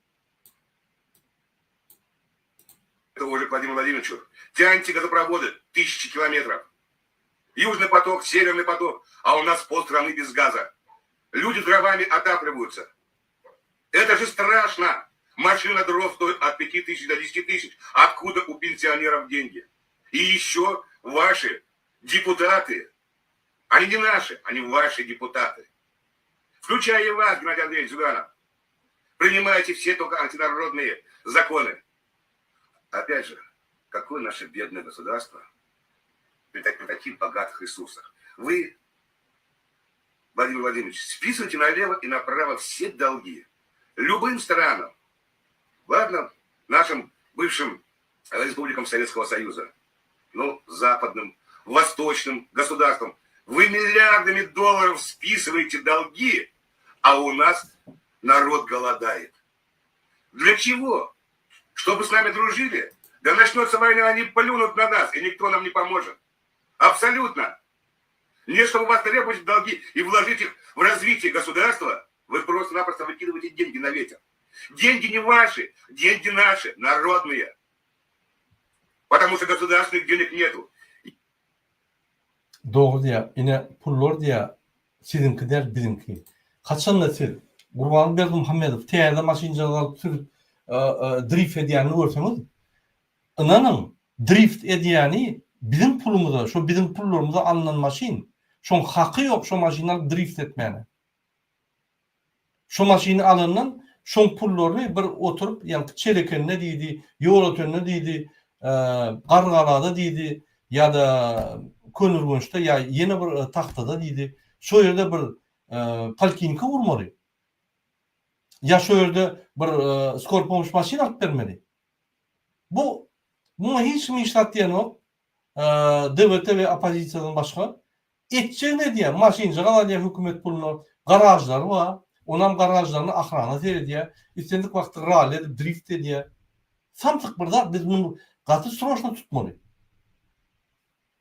İnneki video seyredelim. Yankın bir ortaň bir gowy diýen zady var. O bizim deputatlarymız var, däl. O sizin deputatlarınız diýär. Türkmenistanda halkyň deputatlary ýok, biz saýlap göremdik. Ol Gurbanyň deputatlary. Şo näme diýse böküp galyp el çarpyşyp, ýa-ni arkada şokrak gahrman kadar diýip ýörler. Ine seyredim, Fransa parlamentda näme diskussiýalary diýär. Şuraya diskussiýa bar Türkmenistan parlamentda. Şu 33 ýylda parlamentda el çarpyşmakdan başga, ýani bir adamy öp ýalap, öňüni ýygyny ýalamakdan başga da boldy Türkmenistan. Ýok. Ine ösen näle? İçinde parlamentda Macrony söýgen oklar pretenziýasyny ýani tankid edip o ýerine goýarlar. Unsur Fransada. zones jusqu'ici en Belgique. Vous l'avez entendu. Mais comment peut-on se planter comme ça, comme président d'une des plus grandes nations d'Europe? Quel plantage industriel! Macron. Yani biz Belgiya bir industriyani beripdir diýdi. O nähili ýalňyşlyk diýär. O nähili Ýewropada iň bir ulu döwletiň prezidenti şurýaly Belgiya industrializasiýasyny utulýar diýär. Yani şuradan galýar diýär. Macron, le président des riches qui a gouverné contre son peuple. Macron diýär, baýlaryň prezidenti halka garşy işleýär diýär. Ine gurbanly ýaly. Ýallaklaryň prezidenti halka garşy işleýär. Macron, le président qui a augmenté l'âge de la retraite pour faire travailler les gens de plus en plus longtemps. Macron diýär, adamlaryň pensiya ýaşyny ulanyp, undan köp işler eden adam diýär. Macron, l'homme qui a supprimé l'impôt sur la fortune pour faire agrandir les inégalités en France. Macron diýär, baýlaryň salytlaryny aýran diýär. Baýlary bundan meter baý edýän diýär. Macron qui a mené une politique autoritaire de répression contre le mouvement des Gilets jaunes, contre les... Macron diýär, Gilet jaune diýip nimeler bar da, jiletleri, sarı jiletler. Şolara garşy ýürütýär, genosid edip, şolara garşy diktatura edýär diýär. Son syndicat à coup de matraque, l'autoritarisme européen. Macron qui a... Şuraya gündem günü yine parlamentde aýdýar. Bolmasa parlamentde Macron'un partiýasynyň adamlary bar, hemmeler dinleýär. Dogry ýa, aýdanatdyr. Bütün döwlet demorýa, bütün ýurt demorýa şu translasiýa gidip dur, açyk efirde. Görüp bolýar. Ýurtda kanal bar, 14-nji kanal. Görüp bolýar şu parlament kanal, 13-nji kanal pardon. Görüp bolýar, günne parlament görüp bolýar. Näme işleýär, kim bolýar, näme bolýar. Görüp dur halk. Indiki video ederim. Yani Özbekistan'ı ünsörün. Bir adam öz kuşunu kadar yırtık kuşu ve prezidenti aýdýar. Yani şuraya ýagdaý Özbekistan'da kıyın, men kuşum yırtık. Onun bir zapravka yapılıp bir zat bolup dur bolýan, şoňa nida bolsa bol görkezýär.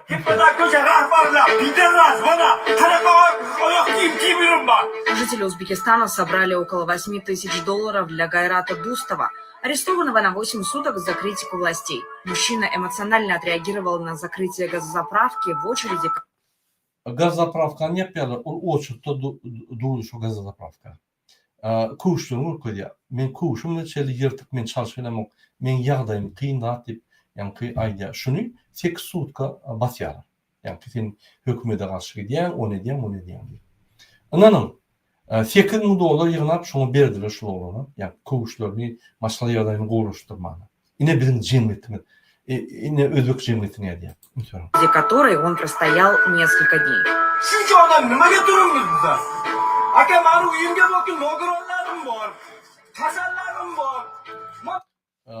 Bir näçe gün şu gazzapravkada durupdyr, maşyny zapravka etmek üçin. Men öýümde diýe hassa adamlar bar, invalidler bar. Men wagtymy ýitirdim, men kuşum ýyrtyklar diýip, ýani aýdýar da, ýagdaýyny aýdýar. Пожертвование передала активистка Акида Ханум в присутствии журналистов и юристов. Дустова освободили из ИВС несколько дней назад.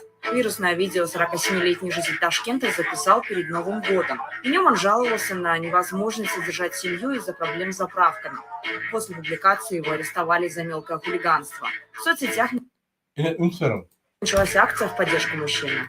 Şu yerde, yani şunu arrest edildi tek sutka, yani pravopariat, administrativne narушение. Beylik adamlar, yönü koy adamlar, kuşlarla soruya hukuk diye. Onu menem arrest etti. Kuş için arrest edilen olsam menem etti. Adamlar golde ine şuna cemiyet diye. Solidarnost, bir gol diye. Mesela için senin hakkın bozuluyor mu? Senin hakkın bozulduğunda başka biri senin gol diye. Onun dahil yok şu işe. O senin gol diye. Ne şeydi birini gollap cemiyet ötüyor ve cemiyet birleşiyor, adı birleşiyor. Участники показывали подошву обуви, как это делал в своем ролике сам Дустов. Yine şuraya adamlar birleşenine solidarny soluna agdy birleşe. Hökmen agdy birleşip bar Gurwanyny aýyrmalyýan zat ýok. Biz hemme zatda birleşip bilýär. Ine bir ýerine problema düşdü. Mysal üçin şol bir gatrak gürleşdi ýa-da maşyny akda gara ya yeni bir zat şonu gollap sizem şonu diýeniz de aýagyň mene bakdyň. Oraya bolýan. Konstitusiýany bozup şu adamy helak edýän bolsa onu menem konstitusiýal hakkym bolup mene makdym diýen. Olam çykşyda, bulum çyky. Hemme ýa virus ýa virusny video ýa TikTokda ananım ýa çekilýär polisler, emhameler prezidentim ýa çykýar. Goýun 50 men diýip. Häzir halk galar diýip. Halkyň güjüne gorkýar. Gurwany Berdimuhammedow we Serdar halkyň güjüne gorkýar. Ananın Gurwany Berdimuhammedow öz maşyn sürene Sidiyenin aşağında pistolet sürüyor. Gorkýar häzir. Öz bolýan köşkünde, ýatýan köşkünde ýörüte aýnadan galyňlykda, ýa ulu galyňlykda pul ok geçmedi ýaly galyňlykda bir komite şonda ýatdy. Krawatyň aşağında da avtomat bar. Şolýar gorkýar. Hiç kim ynanok. Açandan aýalyna da kodlar berenok, hiç kime de berenok. Diňe ahrandan bir adama berýär. Hiç kime berenok. Сопровождение gelýär, çykýar öýünden ýanyna geçýär, gaçýar, ýolda derhal gaçyp öýüne girip, ýa-ki şo nimeň içine girip dillenip otýar. Ine Gurwany Berdimuhammedow. Gahrman arkada gorkup ýa-ki nimede gizlenip ýören gahrman arkada. Halkyň ýanyna barıp gördümi? 33 ýyl ýok. Ýa 16 ýyl ýok. Häzir millidir bolsam barıp halk bilen gürleşip, pikir alışyp ýa-ki tiljibat etmeli, Putin'e dişýäli, telefonlar mojam etmeli, sonra berme, o jogap ber. O millidir da, millidir diýmek hemme pikirleriň iň güýçli adamy we şu halka maslahatlar, nesihatlar berip bilýän adam da. Hani iki gahrman näme gahrmançylyk etdi? Halkyň kulun çykardy. Bir gahrmançylyk, ikinji gahrman döwletiň işini gördü. Bir topor o zatlar bar döwleti, zavod, fabrika, işleyen döwleti sakrasheniýa edip ýatyrdy. Dine tewaýlyk satyp bunu görýär. Gahrmançylyk bu şol.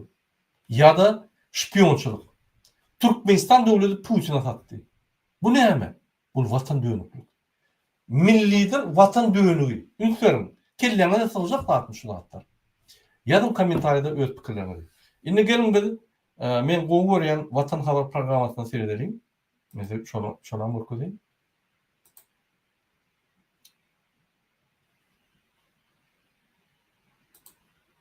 Ine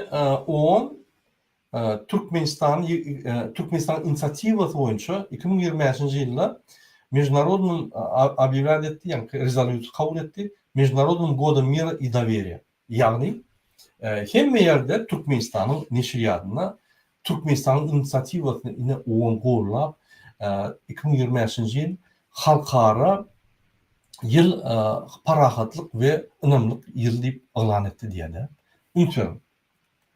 Eger bir sen düýüne ýetip barlak görsen, ine General Assembleýine tersek, şu rezolüsiýa şu. Резолюция принята Генеральной Ассамблеей 21 марта 2024 года. Международный год мира и доверия. Признавая важную роль Организации Объединенных Наций, Türkmenistan inisiativası yok. İçeride. Yönü aydiya 86 devlet şunu yankı, şu inisiativani hüdürledi. 86 devletin içinde Türkmenistan'ın var. Türkmenistan sağ-after. Şu inisiativan sağ-after'ı. Türkmenistan'ın ne mi değil ya?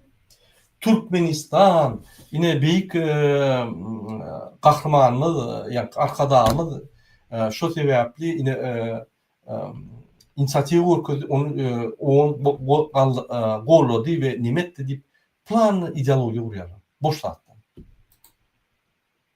Yine gelin vatan programımızdan seyredelim. Şurada da Türkmenistan hükümeti nehili. Men Türkmenistan hükümeti yok yerinde inanmak seyredim. Bu masalası seyredim. Şunu men görkezem, şunu dünya meçhuruna YouTube'a koyarlar, aşağıda da komentarlarını blog ediyorlar. Türkmen halkı yazmadı yani. Vatan haberleri gepleşmeye başlayız. Gepreşmanın başında hürmetli prezident bilen adyna täze münasibetli gelen kutlular bilen tanışdyýys. İlkinji tanıştyrjak kutlawymyzda ene şeýle diýilýär.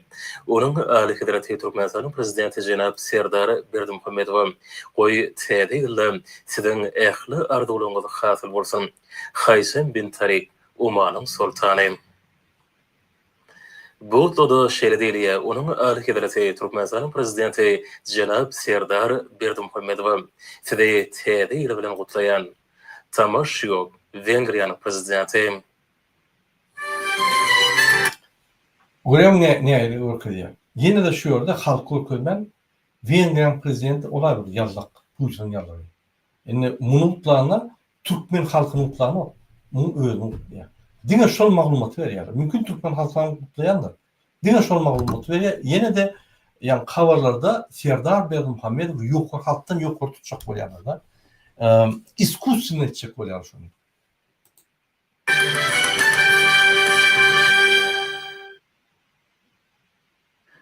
Yurdumuzun adam bilim, sağlığı, sport, yaşar ve cemiyetçilik toplumuna hürmetli prezident bilen Mawtumry dünýäniň akyllary atly täze kitabyny tanıştyrýyş dabraty geçirildi.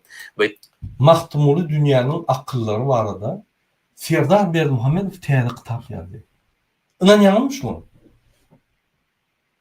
Men akıl zapardan sormaly. Näçip izah alýar? Näçip 45-50 ýylyň dürüjlüğüne 20 san kitap ýazdy.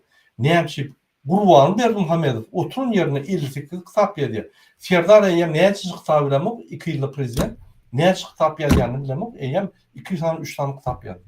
Her ýylda bir kitap. Näçip akıl zapar giýje uny işläp şonu ýazýan. Näçip Serdar Berdimuhammedow bir ýylda bir kitap ýazýar. Ünsürün bile men makale ýazýar, sady ýaz, bir reportaj, bir hat ýazmak üçin men aktivistler aýdýan. Bir haty bir ýere iýerjek bolsam, bu otursam 6 saat wagtym diýär.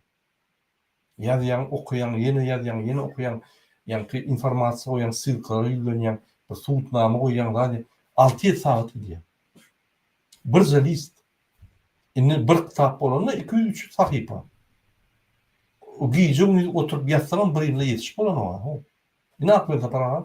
Haçan jam etmesen Murat Häzir roman ýazdypdyr, kellem ideýa geldi. Gayret etmeyin boş koydu. Onu yetişen o. Bu ne adam prezidentlikte yetişiyor. Yani vazifesi türmeyeni yetişiyor. Da şurada gidip boş gepleşikleri geçirmeyeni yetişiyor. Putin'e var elinin uğuşamanı yetişiyor. Ve şu arada yani ki ulu kitap yazıyor. 200-300 sayfalık. Bu gülküş değil mi? Bütün dünya ulyara bu da hatta. Dine Türkmen halkı değil mi? Endi ola ýatda garajak prosotlara beslenme. Hormatly prezident bilen Mawtumly dünýäniň akyllary atly täze kitabyny tanıştyrjy dawratyna çykyş edenler täze ýetirin ýaş nesilleri watançylyk ruhuny terbiýelemek. Ine şu kitap Mawtumly dünýäniň akyllary. Ýaşlaryň çeper dörejeligi şuňur aralaşmaklaryny ünsürün. Ine şu kadrlary kim görse dünýäde Türkmen halkynyň üstüne gülür. Metiniň uly dogny bellidir. Maskarası. Munyň özi arkadaly gahrman serdarymyzyň dekinden Burhane de noktaşylaýdy. Nämiş? Bir samsyk şoň kitabyň bir sahypasyny okap berdiýse, şoň ýatdyn ölen ok, ýadan adam. Şoň kitabyny, şoň ýazmadyk adamyň ýazmadyk kitabyny maňlaýynda nime diýerler? Burhanyň ýokary geçirýär. Nine var ýaz. Näçip adamlardan ýallyk ýazýarlar. Käwasir edýän o puldur, maňlaýyna nime diýär? Şu bir zat tapsa maňlaýyna nime diýär? Hela maşyna götürülen ok bolmasa, maşyna maňlaýyna urulur şu. Maskarçylyk. Han senzura, han Türkmen telewiziýanyň redaktorlary hiç hat diýen okmy maskarçylyga. Öwreniň Azatlyk radiosyndan makala bermäni, ýazmany, bozmany, video etmäni öwreniň şolardan. Sizin elinizde hemme zatlar var. O yerde 7 adam şu bütün videoları, makalaları, tekstli zatları ediyor. 7 adamcık. Ben täze ýetiriniň, ähmetiniň we derejetiniň belentdiginiň nowatdaky beýany urly. Taryhyň dowamyna dünýäniň medeni ötüşine Indi Türkmenistan üçin bir uly ýanky waka, uly hadisa Serdar Berdimuhammedow kitap ýazdy. Indi bunu mektepleri, üniversiteler koyuyorlar. Onun içi bilen işleri yok. Serdar Berdimuhamedov ad tutulmalı, birdat edilmeli. Serdar kitap yazıcı, Serdar pilot, Serdar ralçı, kagazy, gahramana kadar qaral şu öz kultunu goýýar. Indi şunu kult diýilýär. Biz şunu gitmeli. Şunu ayrılmalı. Men ýalňyş düşündirme. 20-nji asyrda kult şeýle diktator döwletini bolsaň, şo sen türme galyň bolýar. Halky döwleti ötüşi. Biz gaýtyp açmaly şunu. Ine şoň üçin şu ideýany eden şunu. Düşünürýär. Garal şunu dersen ine şeýle ýagdaýlar, bular şo kitaby öwüp, ýani diňe şunu gurma. Indiki video seyredelim.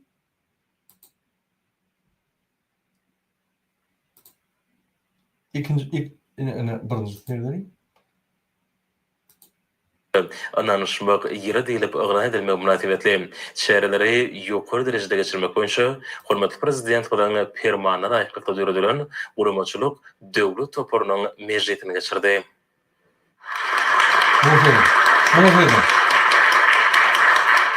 Ýalkyny gördüňizmi? Ýanky parlamentin ýanky ýol boşdy. Birleşen Milletler Guramatynyň baş assambleýasy tarapyndan halkara parahatçylyk we anlaşmak yeri deyilip ıgna edilme münasebetli şehirleri yukarı derecede geçirmek boyunca hurmatly prezident bilen fermanlara aýkyrykda döredülen urumçylyk döwlet toporunun mejlisine geçirdi.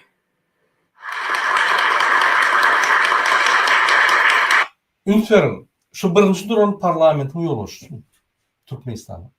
Beýlekirden ýanky tapawutlanjak bol gatış el çapýar. Masaraçyk däme şunu. Bütün dünýä seyrep dur jemgyýet şunu. Döwletler, zatlar olar diňe konkurensiýada işleýär, konkurensiýada saýlanýar. Bäteşikde ýanky partiýalaryň arasyna, halkyň arasyna saýlaw geçip bäteşikde uçan adamlar şu zatlary görýärler. Bir şul kadr saýlawlar ýok, diktator döwlet boldy tamam. Diňe şu kadr. Şundan utanman urkudyar. Öňkü Sowiet wagtlary ýadyňyzda Brejnew gelende, ýerine şeýse, emmeler el çapşyp, ýanky nemede. Bir näme Brejnewden tapawy bar. Men size aýdym. Brejnew hakykatdan uruşda bolan gahrman. Uruşda bir topar kynçylyk gören. Bu gahrman uruşda aňyrda durdun. Keýpde gahrman. Keýpin gahrmany. Keyip edip, triye vurup, keyip edip, o yaşlılar zorlap, öldürüp, her velayette munisipan sadyk var, lübowunçalar bilen. Nämen gahrmany? Utanýan ýokmy? Ýaş gelin. Serdara dagy, Serdar şunu bellerini, ünferin Serdar belliýär, bunu bellerini. Men näme size gaýtarjagymyny bilemok. Aýdyňar men näme etmeli? Şu ýerde ýat diýdiňizde men ýanky ýykylyp ýatýan. Men üstünden yürek geçin. Şunu da tayin, şuna yanmaşlar. Hemme de tayin. Hani hükümet. Sizin haklarınızı kim korusun? Aydın şuraya yalan adamlar mı? Bunlar Gurbanulyň parlamenti. Gurbanulyň deputatları. Bizimki değil. Biz saylan da bunlar bizim dahylymyz hem yok, işimiz hem yok. Ananın hudaýymyzdan bir değil. Şunu Gurbanulyň kitabyna çok ýalan.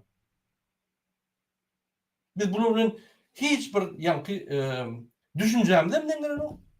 Bu yallaklar, çepekçiler, vatan satanlar. Ola arkadaşlarının cellat vatanı Putin'e sattı. Bunun vatan satan döne hizmet eden yallaklar. Yine.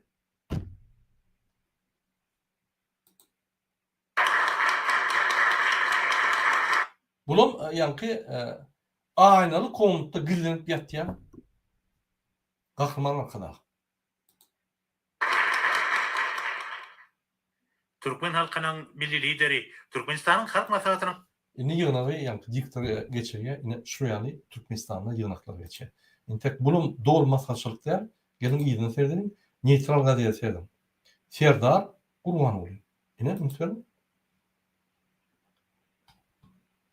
Serdar kitap ýazan adam, indi ýazyjy diýmedim. Ýazyjy, velosipedçi, arkadagy Serdar. Gahrman. Ine ikinji gahrman, ünsörüm. İksan gahrman, ýurdun işini gören iksan gahrman. Muňa serdiň. Ýüllerine serdiň, retuş edilenmi? Ýanky Yürütü montajcılar bilen yani yüz arsalan yüzüne sersen ölün adam. Ölü eğer yani ýagdaý gatar. Şondan Serdar Çaltdyň yani açyk başgaça ýumdak çekilýär pikir etmäň demokratiýa çekilýär biziň ýagdaýlarymyz gowruşturjak. Ýok. Bir şu ýaly içinden analizler gelýär. Şu Serdar gelýärse bir topurny gyrýar. Öz ýegenlerini gyrýar, onuň ýanky garnaşlaryny gyrýar we opozisiýanyň bir näçesini gyryp täze diktatura gurýar. Ine biziň gelýär. Gurbanuly köp wagt ýaşamady. Özem bilýär. Kepçek öljek diye boldy. Sağlığına serden o. Serdar geldi, ýegenlerini gyrýar, bunu ýegenler bunu atýar. Kırılışıp bular ya grazdan uruşun elter ya da Serdar yenip diktaturanın mundan meter. Mun aklı yok. Boynunu soğuran deyip bunu yine kırar. Yine bir şey var ya. Onun grazdan uruşuna getirir. Ben şoň için diýen halk oýanmaly bolun. Biz oturup karışybildik. Şu oturup alýan bolsa biz çempion bolardyk dünýäde. Biz endi geçdik ondan.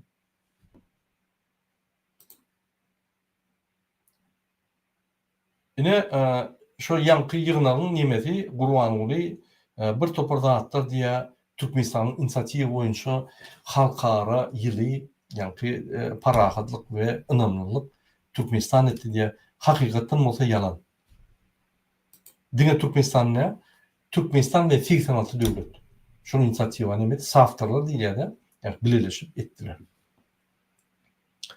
Yine şu ýerde egerde ümit berip terseňiz şu parahat info diýip bir neme var.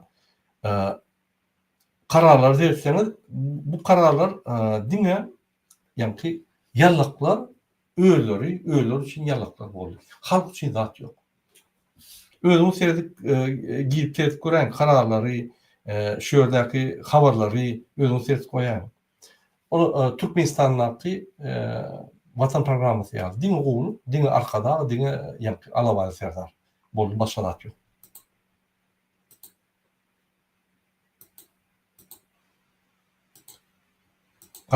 Umuman maglumatlar şeýle, hormatly vatandaşlar, görkezip durmaly. Şol wideň esas mazmun näme? 20-nji asyrda şu kunda hemme döwletler täze konkurensiýa ýoluna geçdiler. Hemmerde iskusny intellektler dwigitler oýlap tapyp berýärler. Şu dwigitleri test edip ýanky tehnologiýalar maşinlarda, her hili tehnologiýada, her hili aparatlarda ornaşyp zady uçky dotýar. Obrabotka informasiýa şeýle bir güýçlü dotýar. Adamyň et bilmeýän zatlaryny iskusny intellekt edip başlady. Ynanyň men bir security kompaniýasy ýanky men dolandyrýan kompaniýalaryň security kompaniýasy ýanky ahranly sizin düşünjäňiz boýunça ahran ýöne açyk polisiň edýän işini diýse, polisiýalar hakly. Bize ýanky haklar köprek. Ýöne ahranly kompaniýalar. Bizim işimizde iskusny intellekt bolýar. Menem öwrenmeli bolýar bir toparly. Hatta DVT iskusny intellekt urunup başlady. Görürsüňiz ýa-da netijelerini. Ýol şondan bar ya, Ýewropa şoň geçdi. Onuň möw salyp gidip otyr ýa-da şeýle bir tyrlyk bilen gidýär. Ne ekspertler de 2020-nji ýyl rewolusiýon ýa-da tehnologiýa girýär. Türkmenistan rewolusiýon tehnologiýasy satyn alsa, kim işledip bilýär şöyle. Şu tehnologiýany dolandyrýar. Hünärmende azat bilmi ýok, azat pikirler ýok, azat hereketler ýok, azat media ýok, azat YouTube ýok, azat informasiýa ýok. Türkmenistan ýaşap döwlet. Näme ösün? Näme Ýewropa bilen ýa ösen döwletler bilen konkurensiýa etdi? Edilmiýär. Mümkinçilikler ýok. Hiç bir şertler ýok. Men şonu aýtjak bolýar, şu gepleşigimde. Şoň üçin häzirki günde 70-nji 80-nji ýylyň ötün asyryň siýasaty ýürek bolanok. Sen konkurent bolup bilemok. Sen bäsleşlikde ýeňilýän. Şoň üçin biziň ýeke tak ýolumyz şol iki sany ukypsyz, zekinsiz watan dönükleri, bir sowgatları tutup jenaýda çekip hemme eden ýanky zatlar üçin de şu jenaýda çekip işler bolýar we bütün dünýä urkunda. Ve Türkmenistan täzeden urmaly. Täzeden diýmek azat saylawlar. Parlament, prezident, hemme velayetler azatlyk bermeli. Her velayet öz hekimi saylamaly. Her velayet öz yani halkyna seyretmeli. Merkez velayetleri seyretmeli, naruşayn olmalı yani. Döwlet halk diýär. İsteyen alın Amerikan sistemi, Avrupa sistemi, Koreýa, Singapur'un o tapawudy ýok. Her hil sistemi azatlıkta işlemli. Özünüz seyredin. Azat oğlumuz var, azat pikirli. Masalan, maşalarımız var. Şonu bu masalatlar verip davet etmesen, vurup durmasan, şonu yankı gugunu deyip durmasan, pikirlenip, östürüp, azatlıkta ise, ösüp ki diye şonu bozup olmayasan. Fundamental yankı bu azatlığı var. Başka bir adamın, ay senenem tolk boğum deyip, vurun zat edin, şunu may vermen, okotman, zat etmen, şol vara, haksız, cevapkärçiliksiz bir adam olup yetişip patribitil. Yine bizim blogerlarımız, Türkmenistan'da. Patribitil'ler. Değil mi o oradan durmuş kokluya da diye, onun yankı bir go vidir diye, emheme batış edip durur. Hakikati okuyor. Patribitiller. Patribitiller var, beylekiler şu durmuş bolmalı, şu durmuş govu deyip yankı şunu ıhlas ediyor. Durmuş da yalan.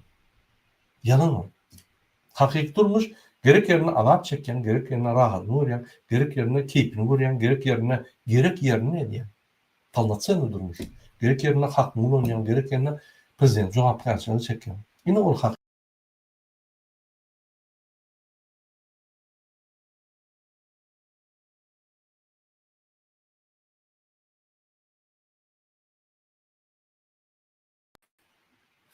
Baştan, şu royali durmuşa biz barmalı. Biz şu durmuşa barmasak biz yani tarihin en sonunda olur. Biz yani ötün yurtların gidiyen beyazleşiminin en anırsından olur. O Koreyan yarını. Hem sonra yarını. İndi Türkmenistan öngörtmeli. Vakti geldi. Her bir Türkmen öz hareketini etmeli. Şu rejim yıkılar yani. Hiç hareketini. Her Türkmen başka Türkmenlerinin gülüşüp killetini açmalı. Fikirleri üstürmeli. Düşündürmeli. Mısalları getirmeli. Durmuşu değiştirmeli. Özüne soru vermeli. Neyem etmiyor da Rusya'da? Neyem etmiyor Türkiye'de? Neyemse biz öz Türkmenistan'da etbilemiyor? Neyemse ben Rusya'da okumalı olayım? Neyemse biz küçük Türkmenistan'da Gülya durmuş bilemiyor? Bolya Rusya'da ulu devlet, teritoriyası ulu kaltı kıyın. Bir çünkten o çünkü varmak için 10 saat uçmalı olayım. Türkmenistan'da bir saatli var yani. Merkezden istedik kuncu. Neyemse şuraya Urcak ya küçük devlette biz kurt bilemiyor kovu. Devleti.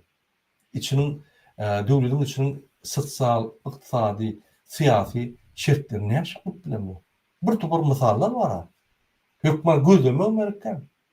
Her misalları uygulayan kaydır yani sistemalar Türkmenistan'a layık olsa bizim medeniyetimizi, bizim deyip desturumuzu yıkmayan olsa almalı. Kaçanla bizim halkımız ösmese devletin ösünü, yani çinovniklerin ösünü Türkmenistan'ı boğuluğu etmeye gördünüz. Herhalde yallaklar, çinovnikler östü bay. Halk gedayı. Kaçanla halk östü, kaçanla halk adaletli olsa onu devlet ösüyenler. Ben şunu açacak olayım, şunu yaklaşımda. Hormatly vatandaşlar, men şunun öyle fiir mutaryan, sen hem mäňide birinji bilen jan halgaly edýän we durmak ýok diňime. Hoş sag bolun.